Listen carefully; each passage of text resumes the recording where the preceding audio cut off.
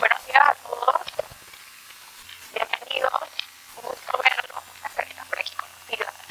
Bueno, en esta mañana tengo el agrado de hablarles un poco sobre la rehabilitación pulmonar, pero más que todo enfocada en los beneficios que nos dan lo que son los programas completos como tal. A pesar de que nos vamos a enfocar en los beneficios, sí es importante que veamos un poco lo que son las generalidades de la rehabilitación pulmonar.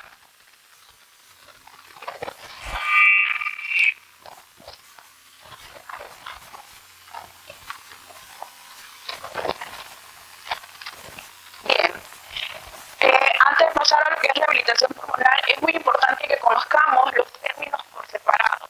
Vuelvo, repito, haremos el enfoque en programas de rehabilitación pulmonar. Sin embargo, rehabilitación se aplica en diferentes áreas, ya sea a nivel de otorrino, a nivel cardíaco, a nivel físico, pero con intervenciones por separadas. Ya cuando hablamos de programas como tal, estamos hablando de un conjunto de actividades que se realizan para lograr los objetivos por los cuales nos hemos establecido. Obviamente, la rehabilitación va a estar centrada en las personas de manera individual. Eso es muy importante.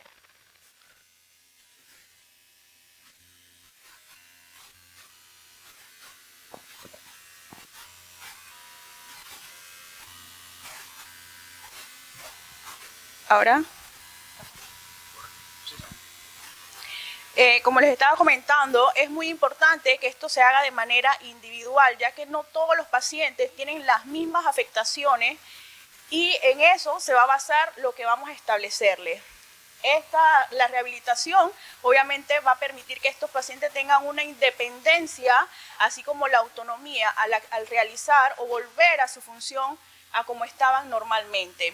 Esto también obviamente va a permitir lo que es la reinserción familiar, social e incluso laboral, ya que muchos de estos pacientes que tienen alguna afectación en cualquiera de las áreas incluso pueden quedar discapacitados y no pueden continuar con sus labores. Y como ya les había comentado, puede ser aplicada en diversas áreas de la salud, no solamente a nivel respiratorio. Dentro de las generalidades de la rehabilitación pulmonar, es muy importante que conozcamos lo que es un programa de rehabilitación pulmonar. Y esta es una intervención integral basada en una minuciosa evaluación del paciente, seguida de terapias diseñadas a medida, pero que no se limitan al entrenamiento muscular, la educación, cambios en los hábitos de vida con el fin de mejorar la condición física y psicológica de las personas con enfermedades respiratorias crónicas y promover la adherencia a conductas para mejorar la salud a largo plazo. Esta es una de las últimas definiciones de rehabilitación pulmonar que nos ha dado la Asociación de Tórax y la Asociación Europea y la Americana, perdón. Entonces, los programas de rehabilitación pulmonar, más que todo, los ya estandarizados, hay mucha evidencia que se pueden aplicar a pacientes con enfermedad pulmonar obstructiva crónica. De hecho, la mayoría de la información que ustedes encontrarán siempre estarán enfocadas en pacientes con EPOC. Sin embargo, también se aplica a fibrosis pulmonar, deformidades torácicas, candidatos a resección pulmonar, cáncer de pulmón, hipertensión pulmonar, asma, bronquiectasia, fibrosis quística, enfermedades neuromusculares y ahora a pacientes recuperados de COVID, incluso pacientes con COVID. Entonces, dentro de los objetivos de rehabilitación pulmonar, lo que buscamos es mejorar la calidad de vida de estos pacientes y que ellos logren una autonomía. ¿Cómo lo vamos a hacer? Aumentando lo que es la capacidad y la tolerancia al ejercicio, ya que estos pacientes debido a la condición que presentan, van a disminuir su capacidad física más que todo, lo que los llevará a un sedentarismo y empeoramiento de la enfermedad como tal. Mejoría de los síntomas respiratorios, todo de la mano de intervenciones que ayuden, ya sea para mejorar la disnea, la tos, las secreciones, entre otras afectaciones. Y control de la enfermedad, ya que mediante la educación, por ejemplo, una vez uno le enseña al paciente tener un autocontrol o manejo de su enfermedad, ellos van a vivir mejor aún sabiendo que ya tienen un padecimiento respiratorio. Es importante que antes de establecer un programa de rehabilitación pulmonar se hagan todas las evaluaciones clínicas pertinentes. Como les dije, y me gusta hacer énfasis en esto, todos los pacientes no se atienden de manera igual. Ese es un punto muy importante porque de eso va a depender lo que nosotros les vamos a establecer como tratamiento o terapia y lograr los objetivos. Entonces, tenemos que hacer una historia clínica, obviamente para conocer las comorbilidades, todos los datos del paciente, los síntomas que ya presenta según la patología, el grado de severidad de esos síntomas, la disponibilidad que estos pacientes tienen para seguir un programa de rehabilitación, porque es muy importante que se lleve una secuencia. Si no, es como si hiciéramos en los gimnasios, vamos, entrenamos hoy, nos retiramos un mes y volvemos de nuevo. No, ya perdemos lo que habíamos logrado. Así que es muy importante que se lleve una secuencia. Y obviamente que el paciente tenga una motivación de recuperar su función.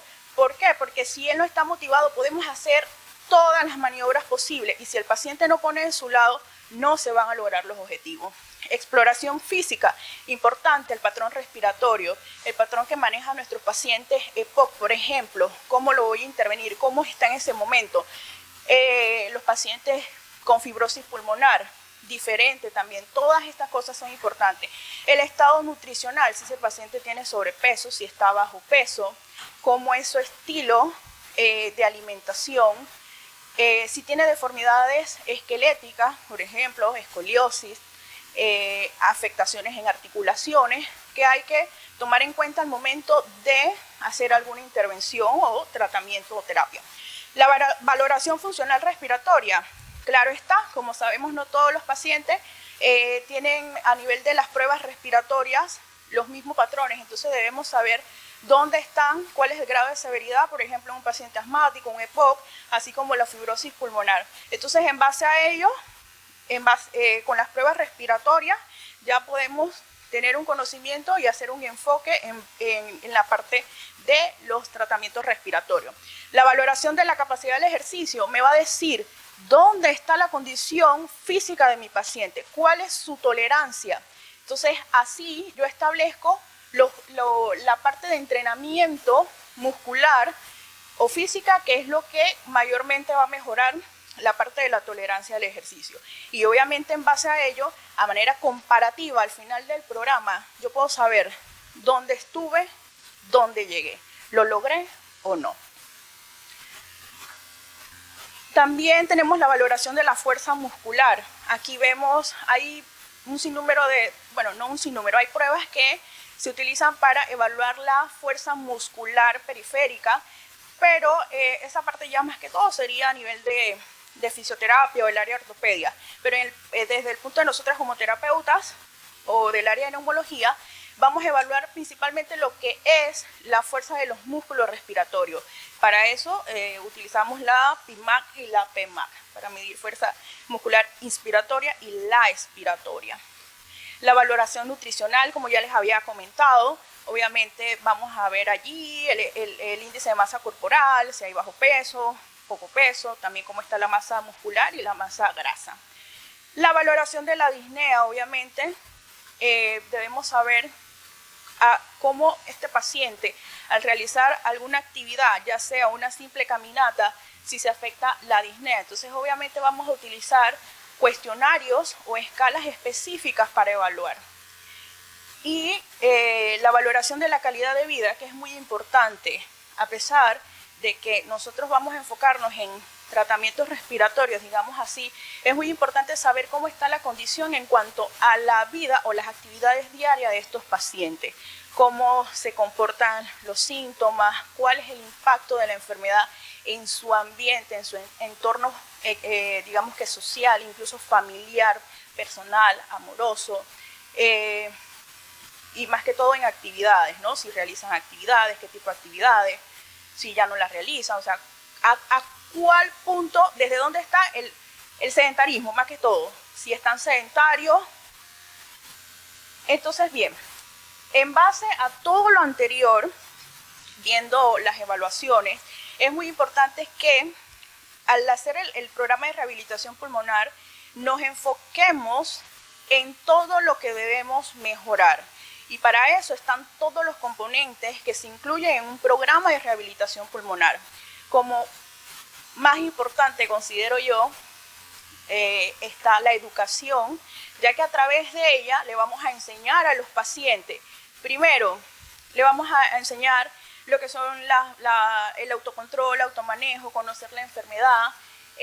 También le vamos a enseñar mucho más de la enfermedad como tal que tienen, porque a veces, no sé si les ha pasado, imagino que sí, uno les pregunta al paciente, ¿usted sabe lo que es la enfermedad pulmonar obstructiva crónica? ¿O usted sabe la enfermedad que tiene? Y el paciente dice, no, solamente sé que es una enfermedad que ya no se va a curar y me va a dar tos. Entonces hay que enseñarle a ese paciente más detallado en qué consiste su enfermedad, cuáles son los síntomas, cuándo hay exacerbaciones, por qué es importante los tratamientos. Enseñarle que a pesar de que es una enfermedad crónica, se puede manejar, se puede controlar y puede volver a una mejor calidad de vida. La parte del entrenamiento muscular, obviamente, como ya habíamos mencionado, queremos mejorar la condición física de estos pacientes. El soporte psicosocial, lastimosamente nuestros pacientes, debido a los síntomas que presentan, llegan a presentar muchos problemas de ansiedad y depresión principalmente. Entonces también es un punto que hay que tomar en cuenta. La nutrición, ya hemos visto esa parte. La fisioterapia respiratoria, obviamente, dependiendo de la patología, vamos a considerar lo que son el tipo de tratamientos o terapias que le vamos a dar a esos pacientes. Podemos hacer reeducación respiratoria, técnicas o tratamientos para permeabilidad de vía aérea, así como entrenamiento de músculo respiratorio. Se ha enfocado todo en la parte respiratoria. El tratamiento farmacológico, obviamente que vamos a darle un abordaje en lo que ya los médicos le han ordenado como tal. Más que todo, aquí vemos lo que es la docencia, porque incluso los pacientes ni siquiera saben utilizar sus inhaladores de manera correcta, entonces no ven una mejoría. La terapia ocupacional, tratamiento tabáquico, entre otros componentes. Pero como les repito, es muy importante que dentro de los programas, lo principal como tal sería la educación, el entrenamiento muscular, tanto de músculos periféricos, o sea, miembros superiores, miembros inferiores, como los músculos respiratorios, el soporte psicosocial y la nutrición. Bien, entonces aquí hay un modelo que hecho por la Sociedad Española de Neumología y la Sociedad Latinoamericana de Tórax. Más o menos hace un enfoque en lo que es el tratamiento, el entrenamiento de resistencia de miembros inferiores, miembros superiores, fuerza de extremidades utilizando diferentes dispositivos como mancuernas y los entrenamientos de músculos respiratorios. Más que todo esto es un enfoque en lo que son los tratamientos para mejorar la condición física y respiratoria. Obviamente que también va lo que les he mencionado anteriormente. Pero como hay muchos modelos, incluso muchos modelos específicos para las patologías. ¿Okay? Recuerda que el enfoque es individualizado según paciente y patología. Entonces, a la parte que llegamos, ya una vez nosotros realizamos todas las evaluaciones, establecimos el programa de rehabilitación pulmonar, entonces vamos a lograr los objetivos. Entonces, entre los objetivos principales está la disminución de los síntomas respiratorios, que ya los vimos, entre esos los más comunes está la disnea, la tos, el aumento de secreciones, mejoría de la función respiratoria y capacidad pulmonar, obviamente mediante la fisioterapia respiratoria, mayor tolerancia durante las actividades físicas, al igual que mejoría en la condición física. Obviamente esto va a depender del entrenamiento físico. El manejo, control y seguridad durante las actividades de la vida diaria. Obviamente con la educación ya nuestro paciente va a saber o va a empezar a conocerse y sabe cuáles son sus límites y cuáles actividades sí puede realizar. Mejoría de la salud mental y psicológica, como ya les dije, la mayoría de los pacientes sufre o tiene un nivel de ansiedad y depresión. Y la reducción de las exacerbaciones y hospitalizaciones. Obviamente este paciente ya conociéndose ya va a saber cuándo hay un aumento de la disnea, cuándo hay mayor secreción, mayor tos, y todos esos son factores que les van a decir a este paciente algo no está bien. Entonces ya el paciente evita caer en una exacerbación y actúa antes de, por ejemplo, llegar a un cuarto de urgencias e incluso hospitalizarse. De hecho, los pacientes que ya han realizado programas de rehabilitación pulmonar en base a estudios, se ha evidenciado que un 90% de los pacientes que hacen los programas, las estadías u hospitalizaciones son mucho menores. O sea que gracias a Dios no caen en complicaciones o no tienen que durar muchos días hospitalizados. Y bien, es importante también que sepamos de manera estandarizada cuánto tiempo yo debo establecerle del programa a estos pacientes. Y las recomendaciones están entre 8 a 20 semanas para tener un beneficio real o que sea efectivo. Obviamente en pacientes de EPOC se pueden recomendar incluso hasta por más meses. Las sesiones deben realizarse de 2 a 3 por semana. Y el tiempo de sesión va a depender de todas las intervenciones que se hagan en la sesión. Por ejemplo, la parte del entrenamiento, que puede durar aproximadamente 45 minutos. Si vemos la parte de educación, ya eso aumenta el tiempo. Así que va a depender de lo que nosotros establezcamos para cada sesión. Y bien, los efectos de la rehabilitación pulmonar no son eternos.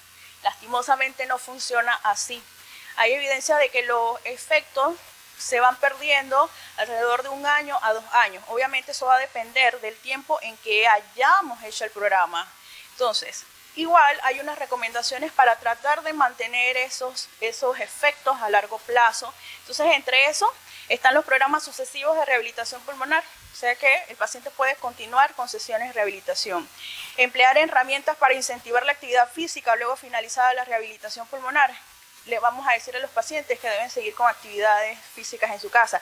De hecho, muchos pacientes compran su bicicleta o ya tienen su bicicleta, pero no saben cómo usarla.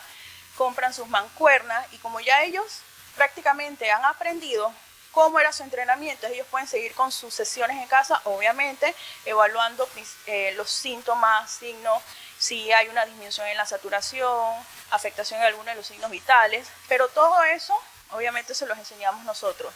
Y prolongar la duración de los programas. O sea que a pesar de que, digamos, son 15 semanas de entrenamiento, podemos aumentar las semanas del programa como tal. Entonces, bien, vimos ya lo que era la parte de rehabilitación pulmonar a manera general. Ahora vamos a ver un poco sobre los pacientes, la rehabilitación de pacientes recuperados de COVID-19. Entonces, como ya saben, es una enfermedad causada por el virus SARS-CoV-2 de la familia de los coronavirus que desencadena infecciones respiratorias muy graves. Obviamente, esto los pacientes se pueden rehabilitar a nivel intrahospitalario y extrahospitalario, pero aquí como hacemos el enfoque en post-COVID, obviamente va a ser pacientes extrahospitalarios a los que vamos a ver. Esta afectación, como ya conocen, ha dejado muchas secuelas a nivel sistémico, no solamente la parte respiratoria, sino a nivel físico, a nivel neurológico, a nivel músculo-esquelético, psicológico. Y dentro de los síntomas que principalmente se han observado que estos pacientes siguen o prevalecen ellos es la dificultad para respirar, la disnea, y la fatiga, así incluso hasta la ansiedad como tal. Entonces podemos ver aquí algunas de las afectaciones que se ha visto en pacientes luego de haber pasado la enfermedad como tal. A nivel cardiovascular, arritmia, las miocarditis, falla cardíaca, el sistema respiratorio, está la disnea principalmente, debilidad muscular respiratoria, la apnea del sueño, o sea, también hay trastornos en el sueño y cambios fibróticos pulmonares. Esto también es muy evidente, pero más que todo en pacientes severos, ya los que han pasado por hospitalizaciones prolongadas, que han pasado por neumonía. En la parte del sistema musculoesquelético, dolor, la debilidad, fatiga, función limitada, disfagia, entre otras. Y a nivel neurológico, como ya sabemos, el estrés, la ansiedad, la depresión y también trastornos del sueño. no necesariamente apnea del sueño. Entonces, para hacer un abordaje en la parte de la rehabilitación pulmonar, obviamente, actualmente no tenemos evidencia específica para decir cuál es el programa, cómo voy a establecer el programa. Pero con mayor razón, como no hay evidencia, no hay estándares, yo debo hacer las evaluaciones adecuadas al paciente, porque no todos tienen las mismas secuelas. Un paciente puede quedar con secuelas respiratorias, otro puede quedar con secuelas musculares. Entonces, yo debo saber toda la historia de ese paciente, desde que le dio COVID, una vez dado de alta, las secuelas, qué tiempo tienen esas secuelas, porque incluso sabemos que en los pacientes, una vez dados de alta, demoran semanas e incluso meses con síntomas como la disnea, incluso la fatiga. Así que es muy importante conocer todo lo que es la historia clínica, hacer una anamnesis completa, evaluar los síntomas y obviamente la calidad de vida, saber cuán afectado está la vida de ese paciente debido a las secuelas que le ha dejado el COVID. También es importante hacer una evaluación de la capacidad funcional, pruebas de esfuerzo, tolerancia al esfuerzo, saber cuánta fatiga, cuál es su tolerancia, cuál es su fuerza. Y dentro de las pruebas respiratorias, muy importante, estos pacientes en las pruebas respiratorias obviamente van a mostrarnos cuán disminuido ha quedado su capacidad respiratoria, por ejemplo en la espirometría, si vemos una disminución de la capacidad vital forzada, en la difusión de monóxido de carbono, vamos a ver cuán afectado ha quedado la función de intercambio gaseoso, incluso en la capacidad pulmonar total vamos a ver cuán afectado ha estado ese paciente. Obviamente eso va a depender también de cómo le fue a ese paciente, si fue severo, leve, asintomático, porque incluso los asintomáticos quedaban con secuela. Y a pesar de que no sentían o no manifestaban ninguna afectación como la disnea, al momento de realizar las pruebas respiratorias sí se veía el cambio que había hecho el COVID a nivel pulmonar. A nivel de la condición psicosocial, por supuesto, nivel de ansiedad, depresión y sociofamiliar. Estos pacientes quedaban con mucha ansiedad, así que es muy importante hacer el enfoque también en base a la condición. En cuanto a la capacidad de esfuerzo y fuerza muscular, las pruebas de esfuerzo cardiopulmonar, obviamente, igual que el programa de rehabilitación pulmonar general o de las diferentes patologías, la parte del esfuerzo cardiopulmonar es importante evaluar, así como la fuerza muscular, respiratoria también y periférica. Y obviamente al establecer el programa, en base a las evaluaciones, importante tomar en cuenta las secuelas y el tipo, sí, más que todo el tipo y secuelas que ha dejado el paciente. ¿Cuáles han sido las secuelas que le han quedado al paciente para así establecer entonces lo que es el entrenamiento físico en base a las pruebas funcionales, el entrenamiento de los músculos respiratorios, que por lo general sí manifestaban debilidad en la fuerza muscular inspiratoria, y fisiología respiratoria. Obviamente hay pacientes que incluso quedaban con afectaciones con la parte de secreciones, con secreciones, la tos, y a nivel psicológico para ver la parte de la ansiedad, depresión, en caso tal lo tengan, que por lo general sí lo tenían. Entonces, ya sabiendo o conociendo la condición real del paciente, ya yo puedo establecer un programa.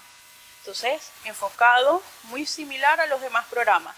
Ejercicios aeróbicos, obviamente, caminata, cicloergometría, entrenamiento de esfuerzo también, como ejercicio de resistencia, con mancuernas, bandas elásticas. El entrenamiento respiratorio, aquí yo diría que esta es la parte más importante que tenemos que tratar en estos pacientes. Obviamente con técnicas de fisioterapia respiratoria para mejorar la permeabilidad de la vía aérea, para mejorar el volumen pulmonar, aumentar el volumen pulmonar, y el entrenamiento de los músculos respiratorios, técnicas, reeducación respiratoria, técnicas como respiración diafragmática, respiración costal, técnica de labio fruncido, e incluso podemos utilizar dispositivos que van a ayudar en lo que es la recuperación de la fuerza de músculo respiratorio, reclutamiento alveolar, evitar el colapso pulmonar, pero obviamente en base a las evaluaciones que se han hecho, ¿ok? Y el entrenamiento de equilibrio a nivel físico, como esta enfermedad también ha afectado a los pacientes en su parte física, funcional, entonces sí es muy importante también tomar en cuenta la parte del equilibrio, ya que ellos no van a tener una capacidad al máximo al momento de realizar movimientos. Entonces por eso es importante, al evaluar esa parte o tomar en cuenta eso, establecer algunas terapias o ejercicios con movimientos corporales, por ejemplo, que le ayuden a tener una mejor estabilidad. Y bien, de lo que le hablaba, hay unos dispositivos que muchos ya los deben conocer, hay unos que tomaron un auge ahora con pandemia, por ejemplo, el Threshold IMT, que es el entrenador de músculos respiratorios y entrenador de músculos inspiratorios, perdón. Está lo que es el Triflow, el incentivo volumétrico, muy importante también esta parte para mejorar lo que es el volumen o la ventilación pulmonar. El Threshold PEP y la capela, que nos va a ayudar en lo que es la movilización de secreciones. Ojo, el Threshold PEP no es un entrenador de músculos expiratorios, ¿ok? El IMT sí es para entrenar los músculos inspiratorios, pero el PEP no. El PEP más que todo ayuda en el manejo de secreciones.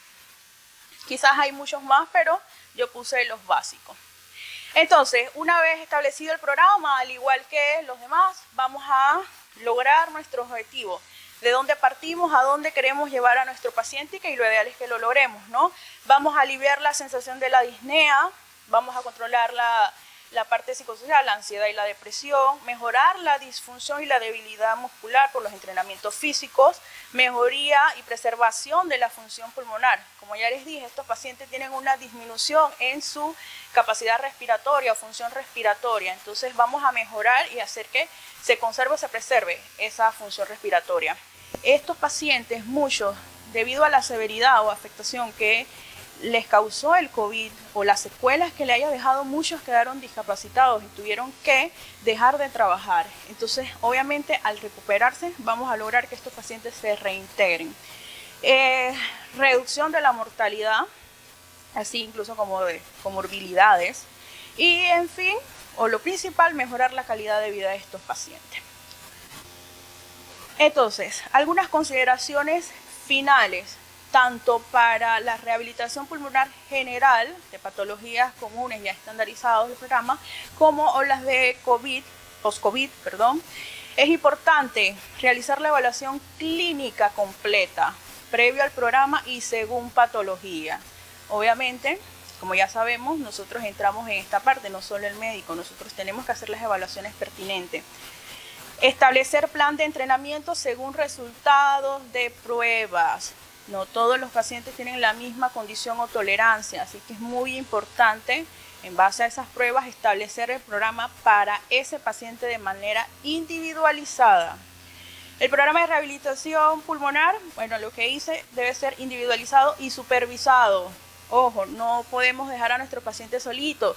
De hecho, es importante que antes, durante y después de las diferentes intervenciones que se den durante las sesiones de rehabilitación, se estén evaluando los síntomas, los signos vitales para ver si hay un cambio que nos diga si está afectando de manera negativa la intervención que le estoy haciendo o si todo está muy bien y de hecho estamos logrando el objetivo, que es mejorar tanto los síntomas principalmente como la condición física y respiratoria. La selección de intervenciones en cada caso debe ser específica, según objetivos y preferencias. Obviamente, si me voy a enfocar en la parte muscular respiratoria, voy a establecer el programa haciendo un enfoque mayor en esa área. Si es la parte también física o muscular periférica, también un mayor enfoque. O sea que va a depender de cada paciente, redundo en lo mismo. Y obviamente, como les comenté, evaluación de signos, síntomas y signos vitales antes, después y durante cada intervención. Y pues espero que les haya ayudado un poco y que de ahora en adelante ayuden a mejorar estos pacientes, ya sea no solo con el programa de rehabilitación pulmonar completo, sino que conociendo diferentes técnicas que podemos utilizar, podamos mejorar la condición principalmente respiratoria de nuestros pacientes. Gracias.